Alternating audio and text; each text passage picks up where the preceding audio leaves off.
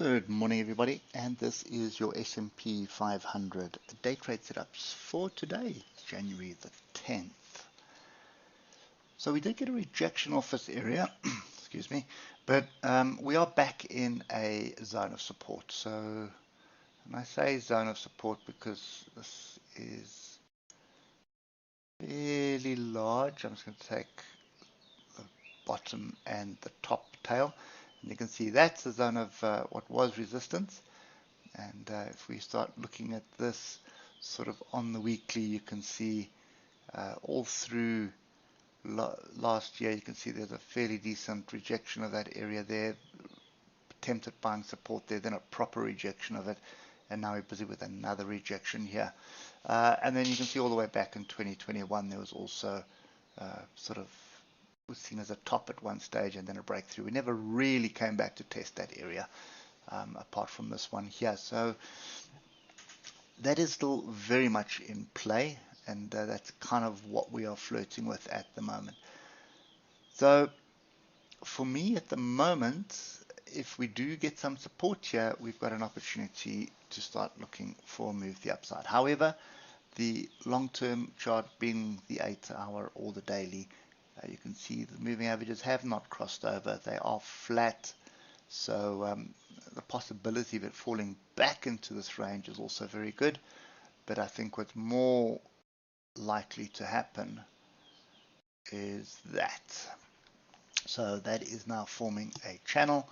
So it could be a move all the way back down to the bottom of the channel and then a move back up, or it could be a move to halfway, 50% of the channel, and then a move back into this area here at 39.59. So oscillators also indicating that this is tired. We've got a big engulfing bar here, but obviously with engulfing bars and inside bars, you often get a second attempt before the rejection. So pin bars are a different story, but with those two, that's typically what happens. So for me at the moment, looking at the 3-hour, oscillators have eased off, crossover has happened, we've broken above the 155, we're coming back into a zone of support. I'm looking to buy. I'm looking to buy, and I'm looking to retest this 39.50 area. So 39.50 will be in between these two levels to the upside. That's kind of what I'm looking for. If we drill down to the 1-hour, you can see if you take this swing low and this swing low, we have diversions forming. We've got a nice grouping here. We've pulled back nicely, and we are now sort of looking for a support zone, and it's going to be somewhere in here. If we do get through the support zone, then obviously we're looking to close these gaps, and that's going to be bottom of channel. Next thing that you need to pay attention to is your Fibonacci.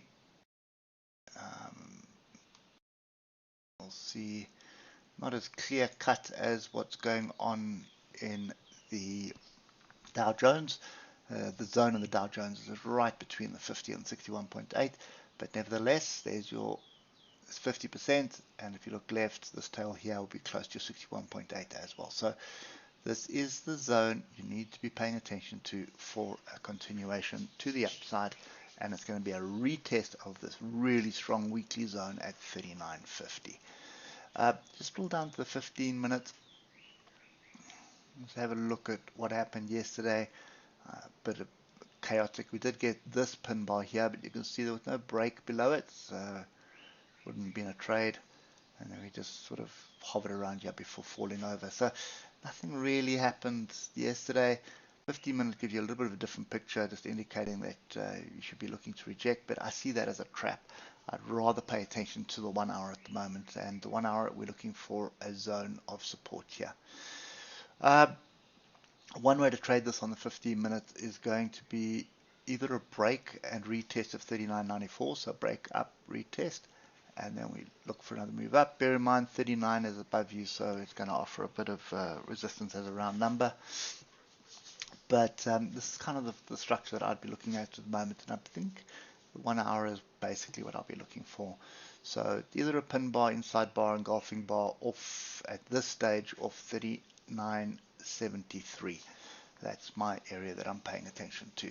If we can get that, then the entry is above that price action, the stop is below, so you're probably going to end up with anything between 100 and 160 point stop loss, and I'm looking for a move back up here, so it's a good 500 point move to the upside. So that's the one scenario. The other scenario, which if you look at the daily, that's a strong rejection bar of that zone there. So if we find support here, it's going to be another attempt at it, but it could form a double top, or alternatively it could get through it. But you can see we're between the moving averages here as well. So expect a range. That's kind of the bottom line. So for me at the moment, looking for it to buy, not looking for it to get beyond this 39.43, 39.50 area.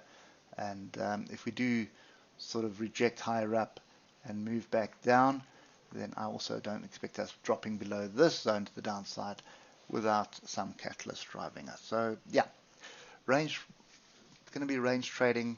On the higher time frames, you're going to be stuck in a range, but on the lower time frames, you will get opportunities to get in. Just pay attention to your levels and pay attention to your price action. Anyway, that's it for me. Hope it helps, and we'll catch up with you tomorrow morning. Cheers for now.